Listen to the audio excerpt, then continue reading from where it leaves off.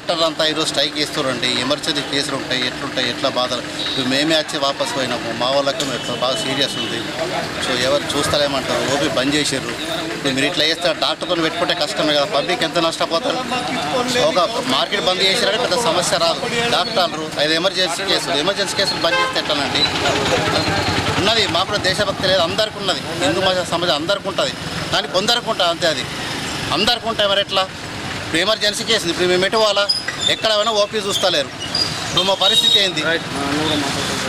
Doctor M Srinivas అండి, senior gastroenterologist in Nizamabad. ఈరోజు కోల్కతాలో జరిగిన డ్యూటీలో ఉన్న డాక్టర్పై జరిగిన అమానుష చర్యకు నిరసనగా ఓపీ సర్వీసెస్ చూడట్లేదు, ఓపీ పేషెంట్స్ ఎవరిని చూడట్లేదు. ఓన్లీ ఎవరైనా ప్రాణాపాయ స్థితిలో ఉన్న ఎమర్జెన్సీ పేషెంట్స్ మాత్రమే చూడడం జరుగుతుంది.